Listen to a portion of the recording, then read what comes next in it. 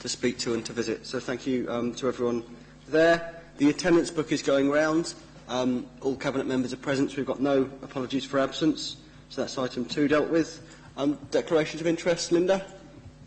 Leader, you can see you've got a couple of items there which involve schools, so I'm anticipating members will want to declare personal interest because they are council-appointed governors of the schools that I mentioned. So if I could ask members to offer those, please. Okay, to kick off, I'm a council-appointed governor on Ysgol Penteg, so I'd like to declare a personal but not prejudicial interest in items 9 and 10. Anyone else?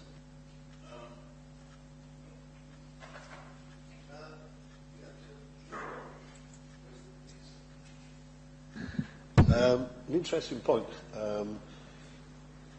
Both Councillor Hunt and myself are elected members of the Penteg Board, and since some of the items, clearly the one at Ysgol Penteg itself, and the issue at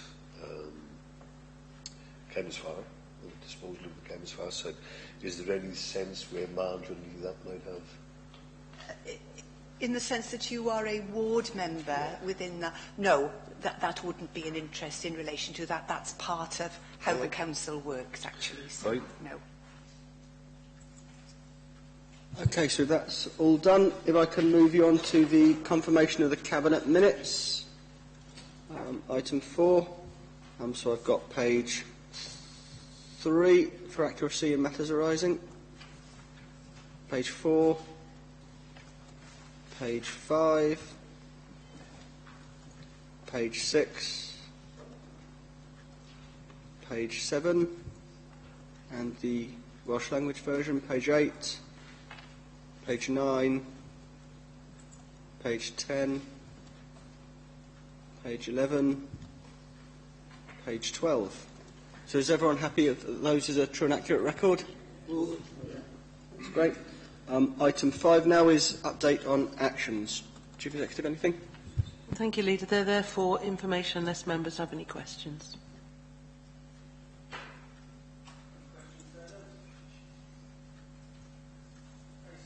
Quickly move on to agenda item 6 then, and that's the budget. Nigel? Thank you, Leader. This will be the last consideration of Cabinet on the budget before it goes to Council on the 28th of February. So the first part of the report, section 4,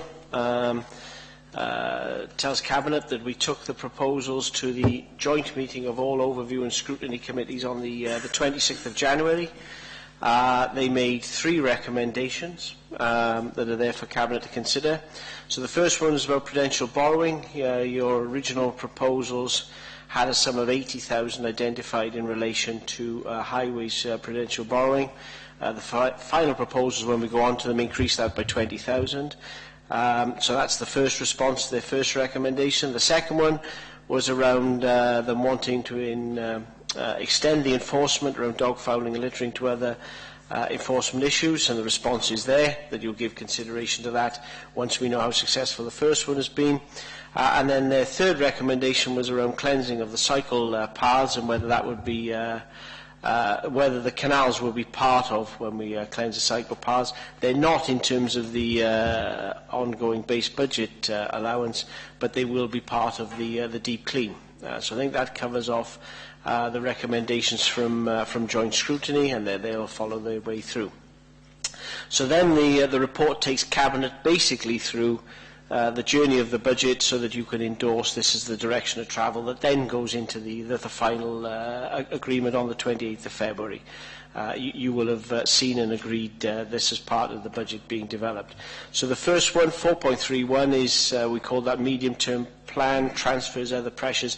These were things built in when we did the medium-term financial plan and when you agreed your 2 years' worth of mitigations as part of the 16-17 budget and anchored 17-18. So you've got the apprenticeship levy in there, you've got pay in increments, you've got the allowance for the CTRS, the council tax reduction scheme, fire levy, some transfers, some renewal area fee income. These are base budget staff that are relying on fee income, and because of the threats around that funding going forward, we're putting those staff within the base budget. There was a slight shortfall in relation to the ABS review, so we're just base budgeting that, but that's 77,000 against a saving of £1 million. So that's a result in anyone's language. Then miscellaneous, that just sweeps up the rest. So you've got some member allowances in there, customer care, some ITC stuff, and some match financing. So that was all part of your medium-term financial plan. Then you've got a section around corporate plan 3 priorities and member priorities. So you've got the living wage, that's the impact in 17-18 of the living wage. You've got your prudential borrowing there for the British. We're expecting some reductions in grants around waste, and there's some street scene vehicles. We're funding pupil growth in schools. There's some stuff there for education around nursery and some general pressures. School transport, that's a specific uplift for the school transport function, which is in line with the final settlement. And then nearly £1 million for social care, which was the funding allowed within the settlement, or the notional funding allowed within the settlement. Bearing in mind, we do still need to remember the settlement was still 8.3% reduction for the council, so therefore that's still a real uplift that you've determined. And then the funding for social care that was in the medium-term financial plan, 800,000. So that's about 475,000 for the living wage costs in providers, and something for democratic pressures. In relation to the former point there about the living wage, we are expecting funding outside the settlement for some of those costs, which will be a grant this year, but probably into the settlement the following year. So that should give Keith and his colleagues a little bit of extra resource then, going forward. And then there's a final, the final settlement included allowance around homelessness.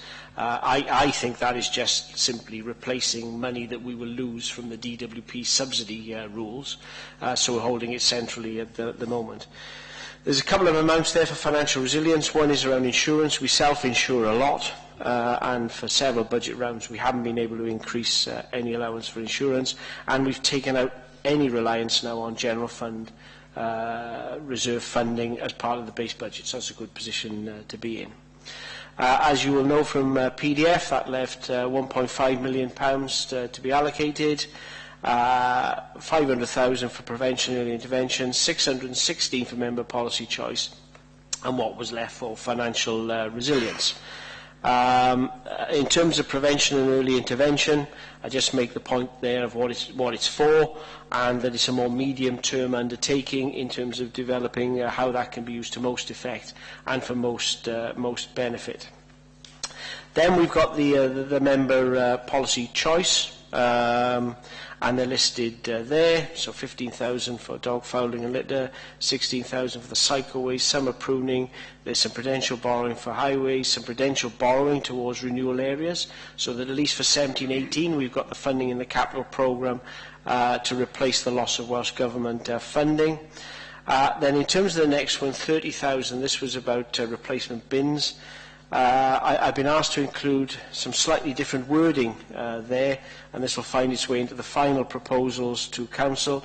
That is 30,000 to facilitate a reduction in the charge to £5 from £20, and the introduction of some discretion in respect of the replacement of domestic refuse bins in recognition of the improved recycling rates, which will be kept under review. So the charge is being lowered from £20 to £5 and some discretion built in. We assumed a council tax rate higher than the final one. The final one is there at 3.7%, and the moratorium on the library saving, which was has been well discussed. The next part of the report, all those total slightly less than 616,000. So we've just added the residual 12 then to prevention and early intervention, and taken that up to 512,000, which is still effectively policy choice for the Cabinet and elected members. Reserve funding, there's two elements here. We've got the deep clean, which came out of a requirement from the PDF, and it's listed there what the deep clean will entail and where it will cover. Cost 59,000, funded from general reserves on the basis it's one-off, and it's there to get things up to a level so that when the base budget extra cleaning comes on, it's just keeping things nice and tidy. And then there's one there around the Gwent Music Support Service, and in the final analysis that's going to be changed to say up to 135,000, so because it won't all be rephased into 2018-19. The last part of the report then is just updating on where we are for the current year, which shows a continued improving position. Social care continues to improve, and that's still remaining around children's, and obviously communities is staying largely static because the issue is largely static, but that issue has been managed away successfully for 17-18 and doesn't reoccur.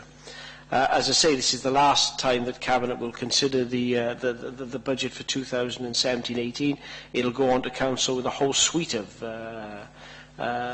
materials attached, including the medium-term financial plan, and we just need to have an eye that obviously, you know, it's a good position for 2017-18, but we all know the Cabinet Secretary's messages that we can expect to return to more difficult settlements. We should do this to plan, and we all know we've got a significant financial challenge for the 4 years beyond 2017-18. Thank you, Leader. Thank you, Nigel. Before I bring other members in, I just want to thank Nigel and his officers for their work on the budget. It's a difficult job that gets tougher every year, thanks to increasing demand and cuts flowing down from the UK government. But I think we've got a good culture operating within this council of senior officers working together to put together a prudent budget, and I think that's worth mentioning, and is great credit to him, Dave Lilly, and all the other senior officers, including the Chief Executive, who developed that culture within the council.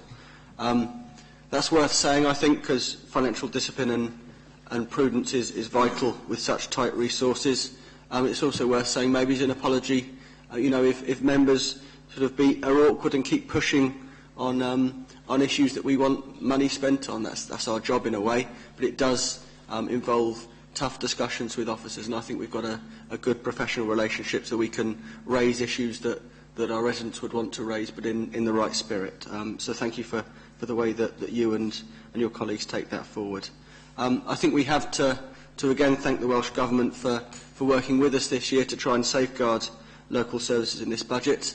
As Nigel said, the medium-term outlook is still very challenging, but I think this year's settlement does show the value of a government that appreciates how vital public services are for our communities, and especially for the most vulnerable. You only have to look over the border, I think, for the potential consequences of a less understanding approach, and that's not something that we want to happen here in Torfaen. Obviously, we've said many times in the course of this budget how, at a council level, we will oppose austerity, but we have to deal with its implications because of decisions made from above our heads. So it's important, I think, that we reach a pragmatic response to the tough financial times that show our priorities and our values in action. And I think this budget very much shows how much we're tied into the new corporate plan, and how we're sort of those priorities are flowing through our budgeting process like a golden thread. So I think that's a worthwhile thing, and I think a thing that will hold us in good stead moving forwards.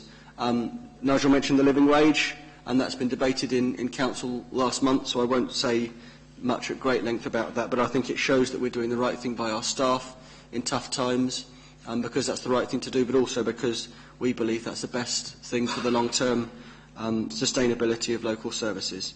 The money for social care and schools was mentioned in 4.3.2. That's £1 million for social care to help the social care sector keep going. We've seen across the border in England the implications if social care starts to fragment, both on the NHS and, even more importantly, perhaps on people's lives and people's well-being. So I think that's money well spent. Also on schools, there's a lot in the news recently in England about how the per-pupil spending has declined over the last 5 years. I'm pleased to say that in Torfaen, over the last 5 years, the per-pupil funding has gone up by around 15%. That doesn't mean that things have been easy for schools. Schools are still having to set tough budgets, but it means that money isn't being taken away from children in our schools, even though we've had to deal with approaching £50 million of cuts of savings in the last 5 or 6 years. So I think that shows where our priorities lie. On the third of the corporate plan priorities, of course, which is cleaning and greening, I think 4.4.1 shows what we're trying to do very clearly. On the dog fouling and litter, that's something that's reported to us as councillors by residents a lot, so hopefully that enforcement will start to pay dividends. On the cycleways and the pruning, I think it's important. That's an important part of showing how we value the physical environment that we live in, and how we think it's a priority to try and improve that in any way we can. The investment in highways and footpaths is welcome. Obviously, that's in many respects it's a sort of tip of the iceberg job, because there'll always be roads that need resurfacing and potholes that need filling. But I think that money really steps in to replace the money that we used to get centrally. And so that shows we're trying to invest in our highways the best we can. On the replacement bins, I'd like to thank John Cunningham and his officers for the way they've dealt with that issue positively. We were concerned that the £20 bin replacement charge, which had been put in out of necessity, was quite a lot of money for some people. And so we've managed to both decrease that to £5 and get a bit more discretion in the system. And hopefully that will both still act as an incentive to recycling, but not put people in financial hardship when they've been the victim of antisocial behaviour or crime. So I welcome the way that the officers have engaged with us to resolve that problem. On the deep clean, I welcome again the way that that's been dealt with very pragmatically. I'm really optimistic about how that can make a real difference, both the deep clean itself and how we're working together with over 100 people who've signed up for the Torvine Spring Clean. I think it really shows how a little bit of investment can go a long way when we work with the community to try and work together to improve the physical state of our area. So thank you to officers for helping us to put that together. On libraries, again, I think we've done the right thing there. We've shown that we're willing to listen when we come forward with proposals and when people voice concerns. I think we have to be honest here. There's a big thing in politics at the moment about straight talking, but some people who describe themselves as straight talking are actually providing false choices and easy solutions to problems that are complex. We have to be honest with people and say that we're not going to be able to avoid every difficult decision, but what we can do is listen and try and act sensitively wherever we can. And I think the libraries is a way we've shown that, both acting sensitively on the concerns of our staff and on service users. Similarly with the music service, again, we can't say that difficult decisions will be completely avoidable down the line, but trying to work sensitively with the service to try and sustain it in the future. The Early Intervention and Prevention Fund is something that we shouldn't just gloss over. That's an important, I think, sign of our intention as a council. If you look at all the forecasts for council spending, especially in the area of social care, it shows with people living longer and with people with complex medical problems living longer, which is a great thing, the demand on those services, if we don't act to try and intervene earlier, to try and prevent crises occurring, are going to make those services completely unaffordable in the future. So I think the onus is on all councils to act in this way, and I'm pleased that we're taking forward that, both because it secures the financial sustainability of those services, but also because it can have a real positive impact on people's lives. I know that's something that Councillor Daniels is very keen on taking forward, along with Dave Congreve in our Communities Department. So I hope that's something that the Council as a whole can work together on. On council tax, I think we have to recognise the deficiencies of council tax as a system. I know that's a thought that the Minister shares, the new Finance and Local Government Minister shares, and I think we need to look at in the medium and longer term how we can look at if there's a better way of funding local services, because every year councils have this sort of, in many ways, Pyrrhic discussion about raising council tax, because you have to raise it even to stand still, especially in the current funding climate. But I think we've struck the right balance. The report mentions that we've managed to lower the rising council tax from what it was before, whilst also safeguarding local services. But again, to those who act like that's maybe in this chamber later this month, to those who act like that's an easy choice, it's not. Because if you have a council tax freeze, you can't safeguard social care in schools, you can't do the things above to try and improve cleaning and greening in the borough, you can't do things like bring in the living wage, you can't listen on issues like the library. To be honest, a council tax freeze would mean service cuts and job losses. and that's not something I think that stacks up. But we've tried to keep the rise affordable, which is an extra £42, around 80 pence a week for a Band D property. And of course, people who are struggling to pay can always access the benefit services that are available to them. So it's not a decision we take lightly, but I think this strikes the right balance between keeping council tax as affordable as we can, but also trying to safeguard local services that are vital to people. As a last word, I'd like to thank members of the Joint Scrutiny Committee for their contribution. They made valuable contributions on the afternoon that we met. I think it was about 3 hours that we were in there for in the end. Very detailed discussions. I like the way those sessions run. They run as discussions as opposed to lots of big set-piece speeches, and they're very constructive. We work on a cross-party basis to try and scrutinise proposals that have come forward to try and improve them. I think today's update shows that we've listened. For example, we've increased the amount of money we're making available for investment in highways and footpaths. We've listened on things like the deep clean. And I think that shows that as a Cabinet, we're willing to listen to constructive scrutiny as well as listen to people outside of this chamber. So I'd like to thank everyone who's taken this budget forward in that way and invite any other members to come in at this point.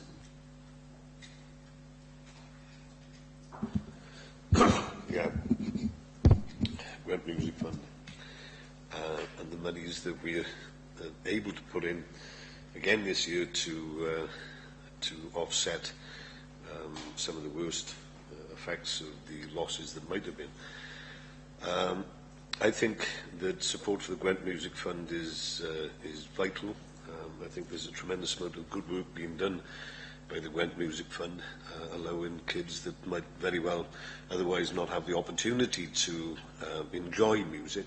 It isn't just about learning to play an instrument, it's I suppose, the opportunity to enjoy music in the fullest sense. And it's right and proper that we should do whatever we can do to sustain that going forward.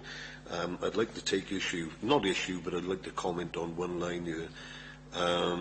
Proposed to be rephased into 2018 and 19 to allow for detailed proposals to be developed by the Education Service. I presume Nigel is talking about our Education Service. I have to remind him and others that there are 4 education services that have or should have a contribution into the Gwent Music Fund, and there's also the Gwent Music Fund management team itself. So it's a 5-pronged, 5-partnership arrangement. So it isn't just Torvay and County Borough Council's education department that needs to look for better proposals for the future. We will be doing that, and we're already in the process of doing that. But I have urged others, other local authorities, and indeed the Music Fund itself, to look into themselves to see what they can do, because quite frankly, it can't be sustained that Torvay and County Borough Council are the only one doing something in this sense. That isn't necessarily the case. Monmouthshire are contributing financially as well, but there seems to be a lack of urgency about what other local authorities are prepared to do. I repeat, I think the Gwent Music Fund is a very honourable and useful institution for our kids. I think what we can do to support this, we should do, but there is a sense where we are doing a hell of a lot when others could be joining in that process as well.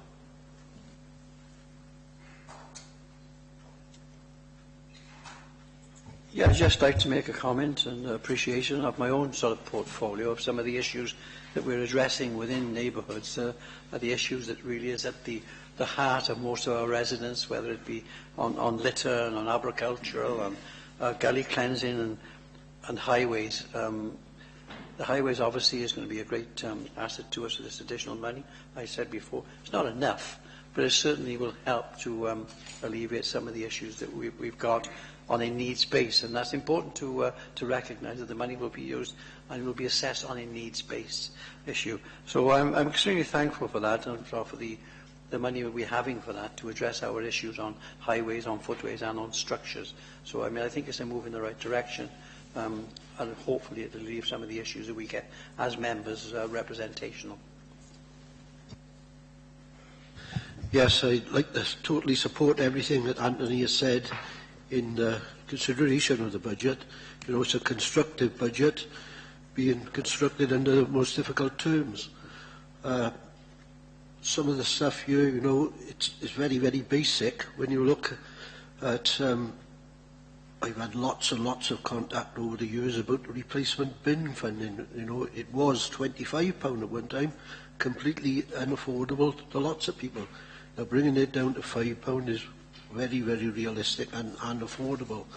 You know, that's a small item in the budget, but something of vital importance to a lot of people. But also the review of the library service, you know, also brilliant news. It'll give us time to look at in depth at what can be constructed, working with all departments as a council to try and keep the library service open as best we can. But Dave mentioned the music funding. Now all that came to light, or the underfunding of the music service, all that came to light as a result of meetings of the Young People's Music and Arts Trust. Being a member of the trust, you know, we found it was practically impossible to keep going. And it's all designed for, to aid and support young people in the pursuit of music and arts as a profession.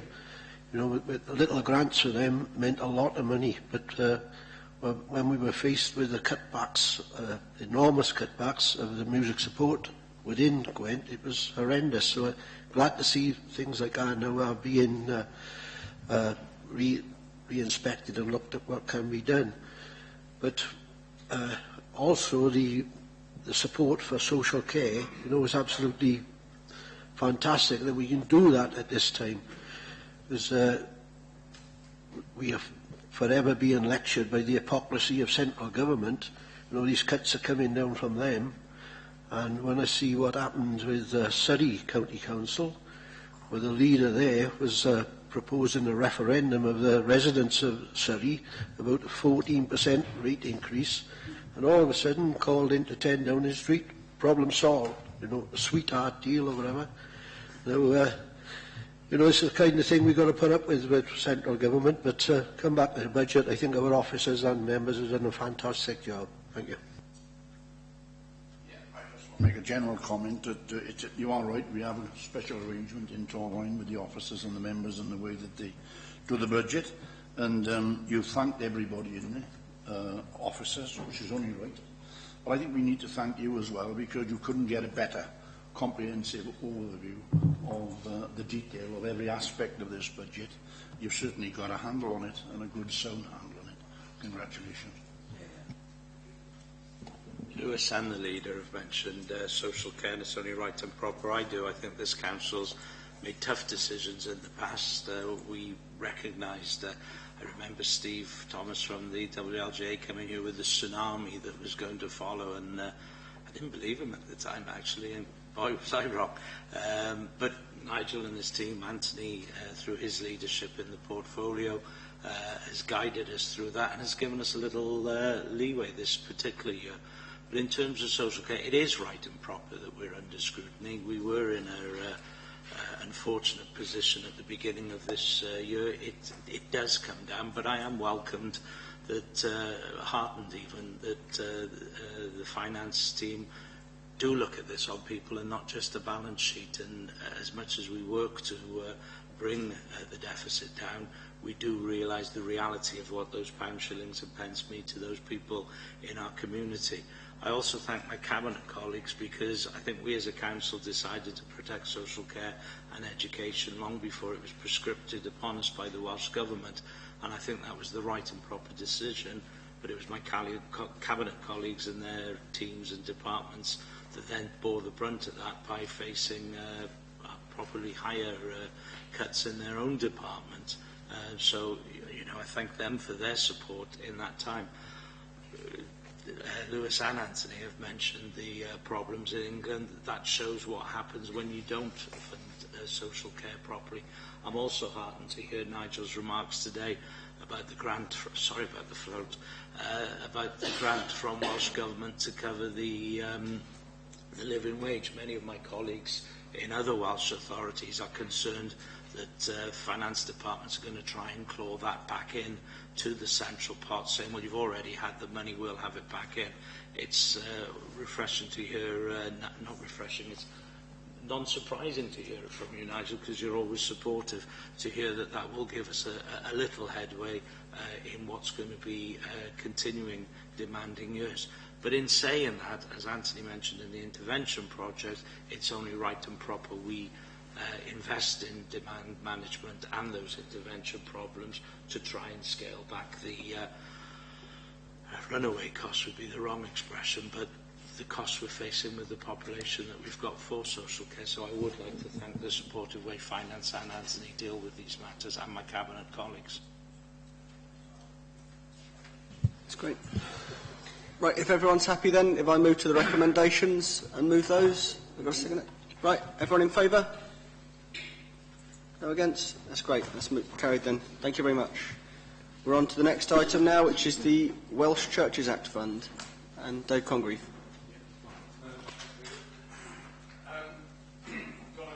I think most people know Emma Cambry-Stacey, who's the manager from Communities First and Community Development generally, and Emma looks after the Welsh Churches Fund Act. So by way of introduction, really, I think there's two things that you mentioned in your previous item that are relevant here, really. There was reference made to, I think it was Councillor Jones made a point about a small but important in the context of the impact investment. And I think the leader mentioned that this is an opportunity, the previous item was an opportunity to show where your priorities are. Both of those, I think, apply to this report as well. So very briefly then, I'm just going to take you through the purpose of the report, highlight the main messages, have a quick conversation with you about some of the information in the appendices, which includes some options for you to consider, and then leave you with some recommendations. Just before I do that, there are two little gremlins in the report I just need to point out for you. They're not substantive in terms of the content of it. 3.3 should read, and does read at the end in the recommendations, but should read under 3.3 and should end within Appendix 1 rather than Appendix 2. So we've got the gremlins at work there. And the same again in 6.3, where there is a reference in the last bullet point of 6.3 to Appendix 1, and that one should read Appendix 2. So apologies for that slight hiccup to start us off. Okay, in terms of the purpose of the report, just to remind members that essentially we're talking about the Welsh Churches Fund, which is a sum of money that comes to the Council in trust, so it's for the Council to distribute, but the rules and regulations around that distribution are set by the trust, in effect. So what we're talking about today are the priorities within the eligible purposes that the trust has determined that this money can be spent on. So we're setting some criteria to help us determine priorities for where the resource should be concentrated. So that's the purpose for the report.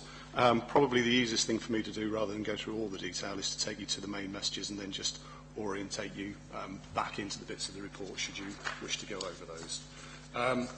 So in terms of the sort of main messages and conclusions, I think I've mentioned already that the Council operates as trustees for these funds, and the background to that is given in the 4.1, 4.2. In that trust, once it was established, then there are a range of eligible purposes that the trust is able to spend this money on, and those are detailed in there are 12 purposes that are detailed within the purposes of the Act, and those are detailed in Appendix 1, and we can go through those in a few seconds. In terms of the reason why this is in front of you, we've had historic practice, really, to give priority to one of those purposes, but that practice changed in 2012, and it changed largely as a result of a view from the executive member that we needed to give more priority to the impact of welfare reform and the impact of hardship within our communities. So we had historic practice that was within the purposes. We changed the priority we gave to that practice into another area that was in that list. That prompted a little bit of conversation and concern, I think, expressed by some groups who had previously had access to these resources. And I think really we just paused then and reflected on, okay, have we ever really considered this in the past as a matter of policy within the Council? And also, do we need to take a little bit of sentiment and sounding from a number of groups, which is recorded in Appendix 2, and I'll take us through that in a second as well. We've done that, and the results of that engagement work, and it's not definitive, it is purely indicative, because this is a decision for the Council, for the Cabinet within the Council, those tend to support actually the current practice that we've adopted in terms of giving priority to the relief of hardship with these funds. So consequently, and I'll take you there in a second, we've set out 4 options for you to consider, as to how do you actually resolve and decide to go forward. So if I just take you to those options and Appendix 1, which is on the screen.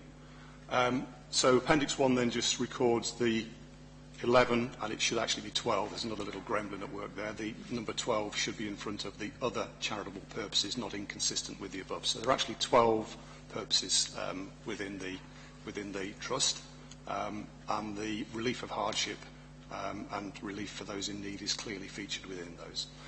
So those are the eligible purposes, and then Appendix 2, which I won't go through, but I'm happy to talk about if anybody has questions, really, just sort of went out to a few representative groups who would have a view on each of those in broad detail through the engagement and machinery that we have in the public sector support team, the partnership support team, Lyndon's team, just to sort of get a sentiment around what would people support.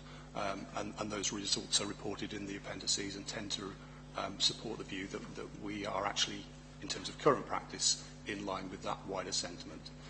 So consequently, just to conclude it then, we have 4 options for Cabinet to consider, and those are set out also in Appendix 1.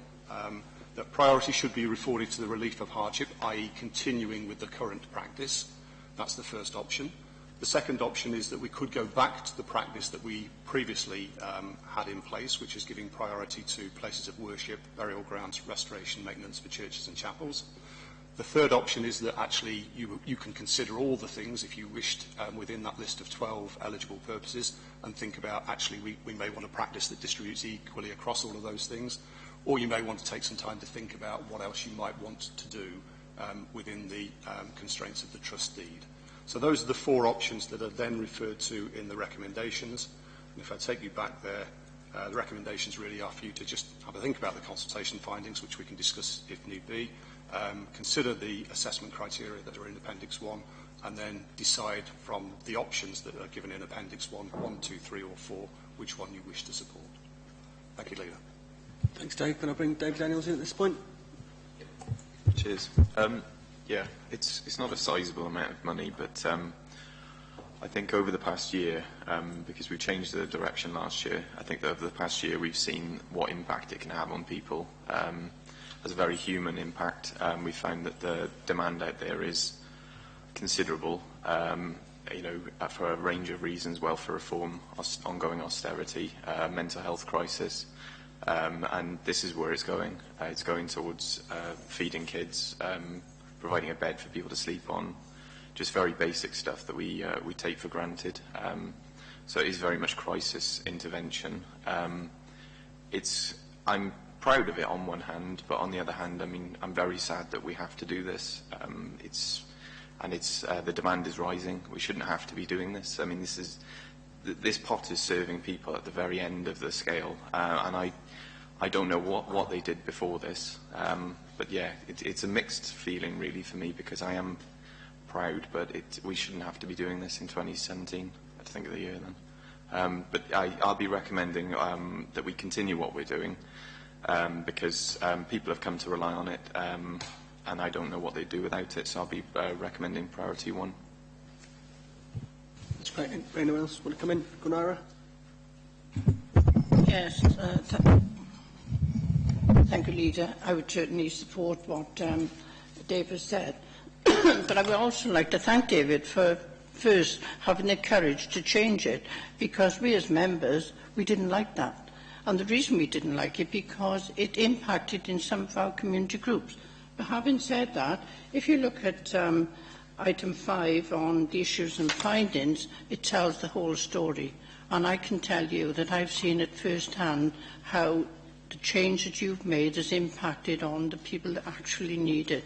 So thank you to you and your officers for making that change. Well done. Thanks, Gunara. Yeah. Well, I'm happy to say that I've supported this right from the start, and will continue to do so. And if there's a need for a seconder, then I certainly would second this motion. I did say a few weeks ago in another Cabinet meeting that a sign of a civilised society, and this was in the context of us discussing the library service, and I suggested then that one of the signals of perhaps a civilised society was the provision of library services. if that's the case, and I still maintain that that is the case, then it certainly is the case that perhaps the essence of a civilised society is reflected in how we treat the least amongst us.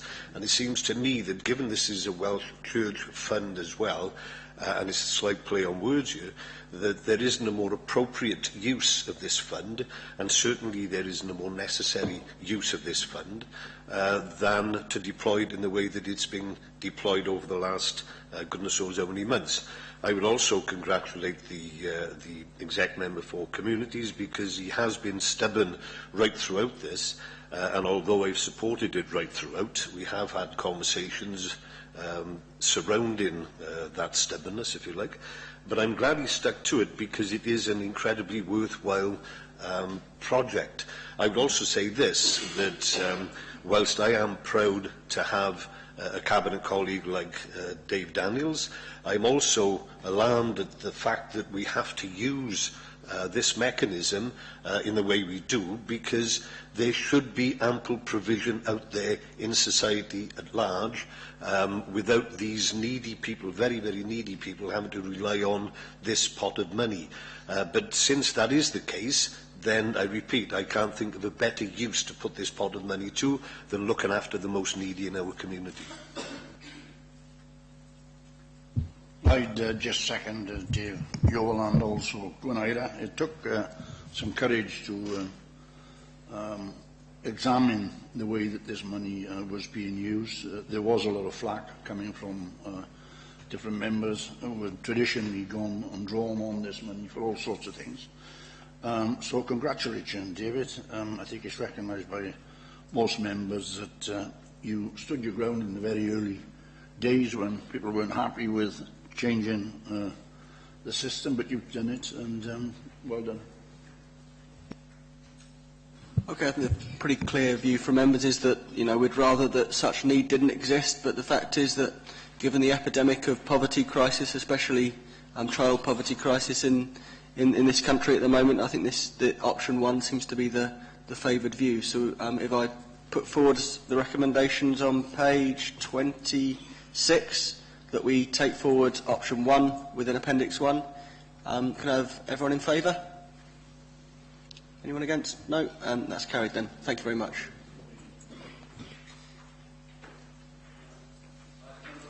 Item number 8 now is Pennygarn Primary Phase 2 extensions and refurbishment, appointment of main contractor. Duncan. Leader. This is the appointment of the main contractor for the Pennygarn School Phase 2 improvements, which include improvements and an extension. There's £2 million available from Welsh Government, £2 million from Capital Programme for the project. 350,000 has already been spent on first phase of the project, which leaves a balance from Torfaen. It says in the report 1850000, which is incorrect. It should read 1650000. So I'll make that correction if that could be minuted. This stage of the contract, the design and build contract, is the first stage design. Once that's taken place, the main contractor will be appointed. Section 5 sets out the process that we went through to appoint, and you'll note that contractor 2 scored highest, also came in at a reasonable sum, we consider, of £620,000, £390.58, and I recommend to Cabinet we go with that contractor. Thank you, Leader. Okay, any contribution from members, Lewis? Yes, I'd like to say I welcome this funding is to get this project up and running, because originally it was supposed to be done before the closure of Pontywydd School, but at least better late than never. It's good to see it coming about now. There is a real problem at Pontywydd School, as with lots of other schools, traffic congestion outside the school. Now, I'm wondering if anywhere along the way a meeting can be held with the head teacher and the chair of governors and the education department to look at some ways that there could be a pedestrian entrance and exit to the rear of school, through the school fields and further out into St Catherick's Estate, rather than everybody piling out onto the main road, which is the bus route. You know, you can be stuck there for a quarter of an hour at a time, but it isn't the traffic congestion that I'm worried about, it's the health and safety of the children coming in and out of the school. So hopefully something could be looked at. Thanks. We're always open to meet headmasters and governors to look at solutions to problems. What you've just said could apply to any school in the borough, actually. So if before we embark, we will meet the headmaster and the governors. But it's good that following on from the opening of 2 brand new schools last week, we can approve hopefully another investment in the physical fabric of our schools in Torvine. That's something that we've put as the #1 priority of our capital spend over the last 5 years, and I think it's something that's beginning to show real dividends now that more and more children are being taught in environments fit for the 21st century, and that's something that the councillors before my time should take a lot of credit for. So if I can move to the recommendations on page 36 and take those in favour. That's carried. Thank you, Duncan. Bring you then on to agenda item number 9, the former Chemist Fair infant school site, and bring in Victor.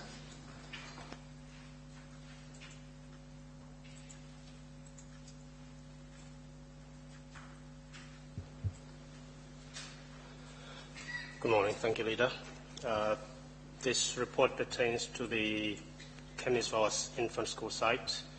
Chemist Fair infant school itself, as it was then, closed in 2014, but since then the site has been occupied as a second site by ASCO Pantec. A new building has been constructed for ASCO Pantec, and the Chemist Fair site will be vacated during the half-term week next week. In the run-up to this, we marketed the site late last year. We had 4 offers in, and we are recommending for acceptance the highest offer then, which was £635,000. The Chemist Fair infant school site itself is not allocated for anything, an alternative use within the LGP, so its eventual use is subject to the planning process, and we've asked the preferred bidder to engage with the planning department. They're proposing a residential development, but the scope and scale of that is still being finalised. So the figure that's before Cabinet this morning of 635,000 is a gross figure. It could change depending on whether the proposed number of units on which the figure was based and what is eventually acceptable in planning terms remains the same or not. But also, under a residential development scheme, there is a requirement to contribute a sum of money towards, among other things, play facilities. In this case, there's a local area of play not far from the site, which is in need of some renewal. The amount that would be payable based on the number of units provided would not make a significant impact on the play area, given its condition. So we are proposing a further sum to be deducted from the capital receipt of 60,000 that will enable the whole play area to be totally renewed, rather than just have a piecemeal action that will actually make a difference.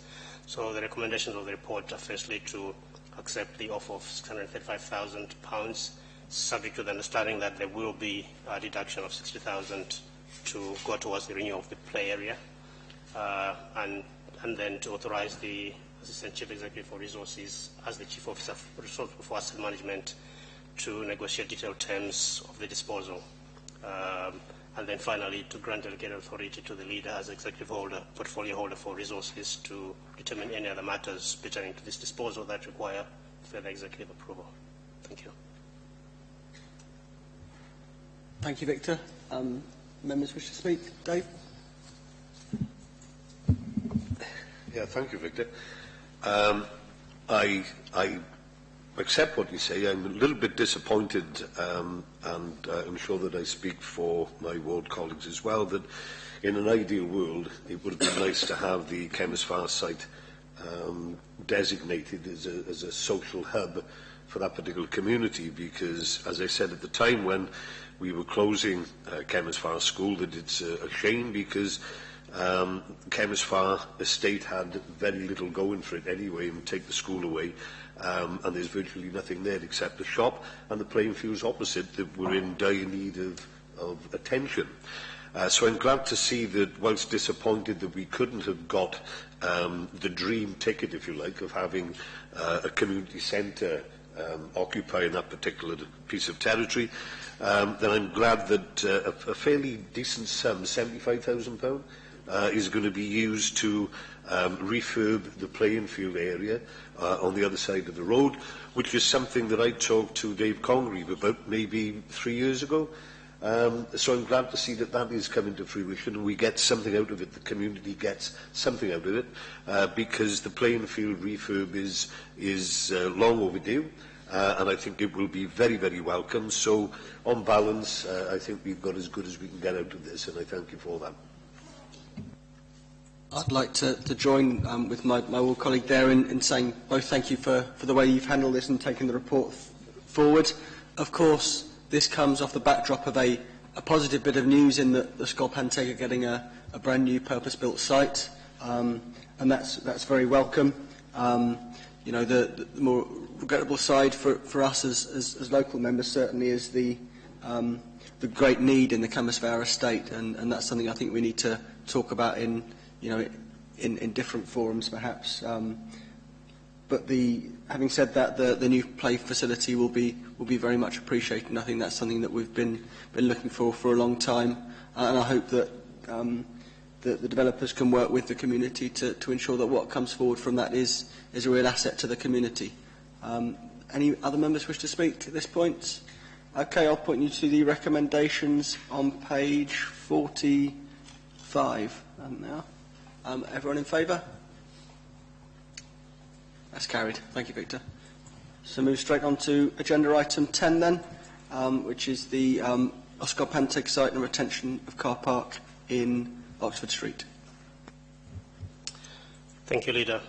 Again, this is related to the new school building in that the main Skolpanteg site will be vacated over half-term next week, just like the Kemmersfar site.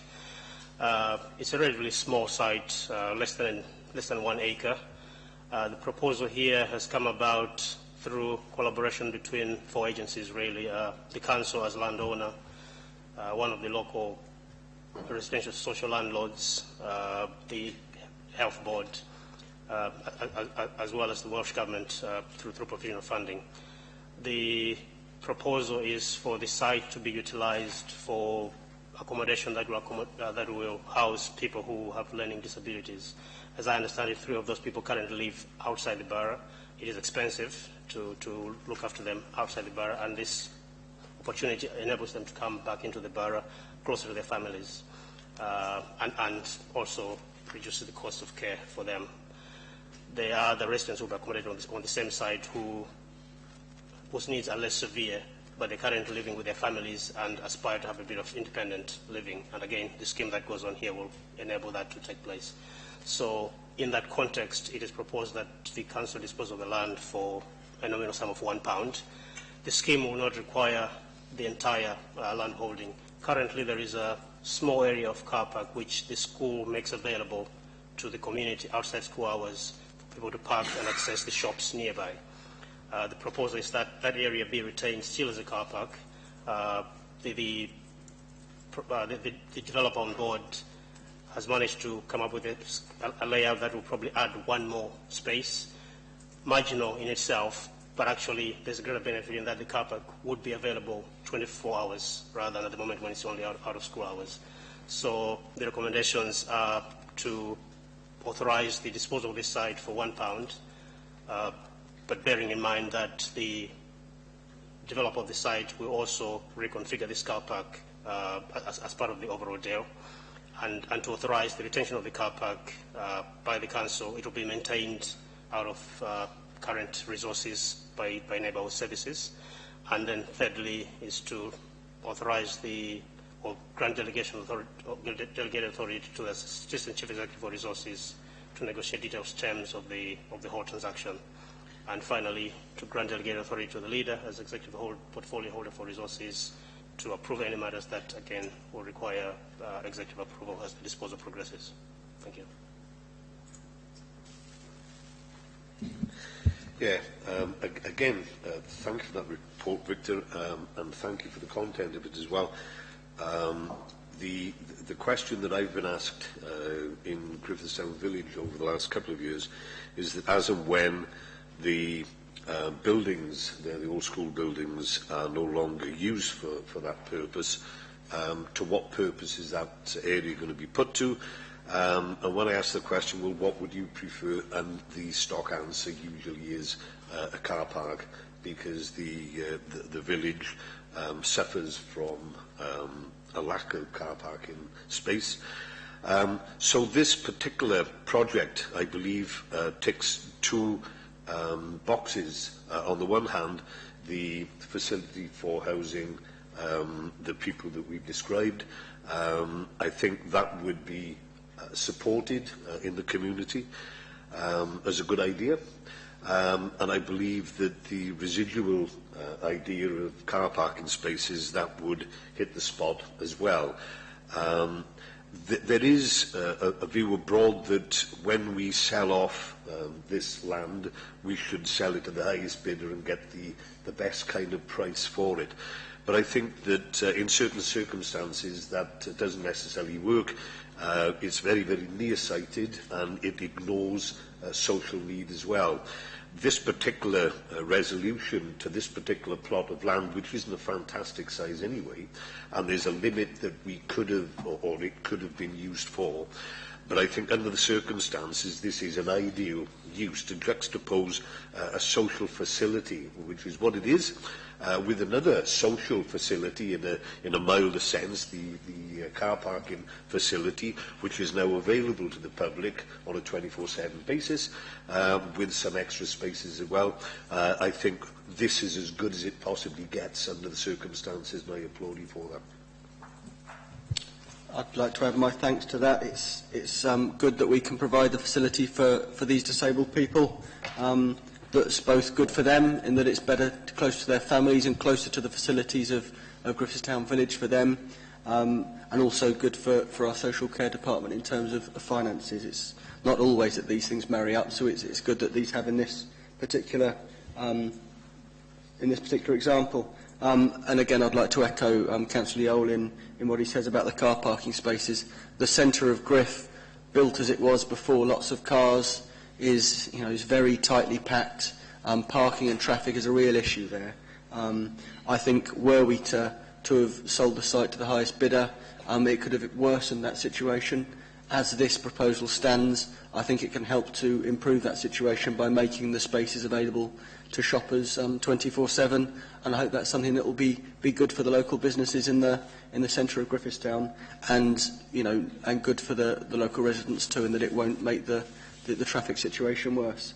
So I'd like to move the recommendations at page 50, whatever it is, 55, and take a show of hands for. That's passed. Thank you, Victor. So we're on to agenda item 11 now, which is appointments to joint committees and partnership bodies. And we've got Lynn Williams. Hi, Lynn.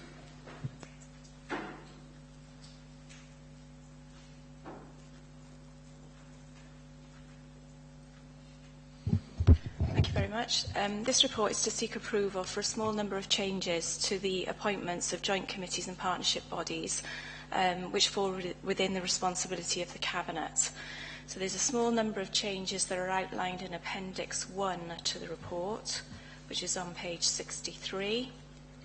Gwent Archives Joint Committee, the proposed changes are for Councillor Crick and Councillor Cross to replace Councillor Daniels and Councillor Hunt.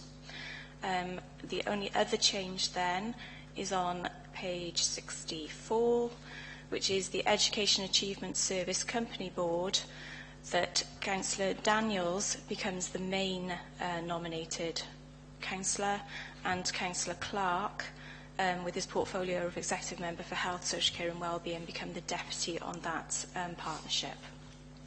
We're seeking Cabinet approval for these changes. I'd like to move that and thank Lynn Williams for the good work that she's doing as Head of Business Support and Intelligence. So if I move that, show of hands in favour.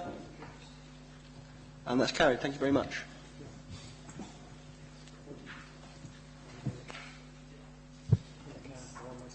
Right, and that brings the meeting to a close. Thank you, colleagues.